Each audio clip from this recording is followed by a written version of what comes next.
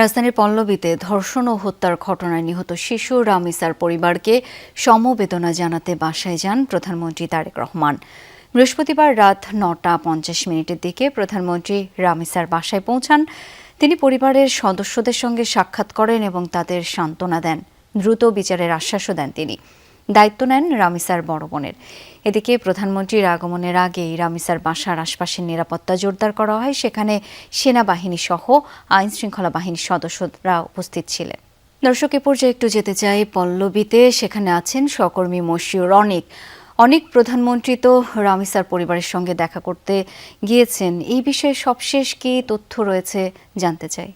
সবশেষ তথ্য, এখানে তারেক রহমান বেশ কিছুক্ষণ আগে এসেছিলেন এবং তিনি এসেছিলেন, এসে নিহত যে রামিসা তার পরিবারের সঙ্গে কথা বলেন।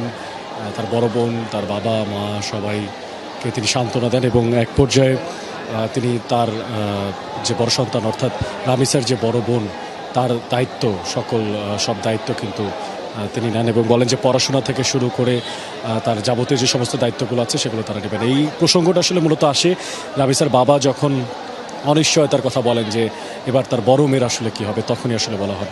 আমরা কথা বলেছি স্বরাষ্ট্রমন্ত্রীর সঙ্গে, আমরা একটু দেখাতে চাই এখনও কিন্তু এখানে বেশ অনেক মানুষ অর্থাৎ এলাকাবাসী, এলাকার বাইরে থেকে অনেক মানুষ এখানে উপস্থিত হয়েছেন এবং তারা কিন্তু এখনও ভিড় করছেন। তাদের যে দাবি, সে দাবি কিন্তু তারা জানাচ্ছেন।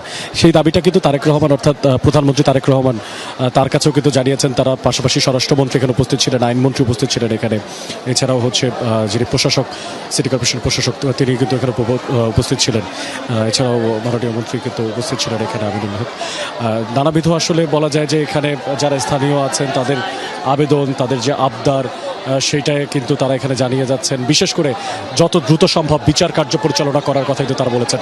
এখানে একটু জানিয়ে রাখতে চাই, স্বরাষ্ট্রমন্ত্রী আমাদেরকে জানিয়েছেন যে আসলে বিচার কার্য পরিচালনা করার জন্য একটা আইনগত পদ্ধতি আমাদেরকে মাথায় রাখতে হবে এবং সেটি হচ্ছে, যেহেতু এটি একটি হত্যাকাণ্ড, পাশাপাশি এখানে একটা রেপের প্রসঙ্গ এসেছে, তাই সেক্ষেত্রে ডিএনএ টেস্টটি কিন্তু খুবই গুরুত্বপূর্ণ। অর্থাৎ ডিএনএ টেস্ট করতেও কিন্তু প্রায় 48 ঘন্টা মতো সময় লাগে। তাই সেই সময়টুকুতে অন্তত পক্ষে দিতে হবে সরকারকে। এবং তার পাশাপাশি রামিসার বাবা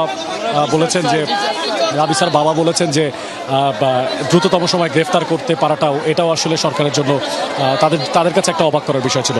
তো শাওন, বলা যায় যে এখন পর্যন্ত এখানে বিক্ষুব্ধ জনতা অবস্থান করছেন এবং প্রধানমন্ত্রী তারেক রহমান এখানে যখন এসে সান্ত্বনা দিয়েছেন তাদের পরিবারকে, তাতে তারাও কিছুটা সন্তুষ্ট হয়েছেন বলে আমরা জানতে পেরেছি। ধন্যবাদ আপনাকে।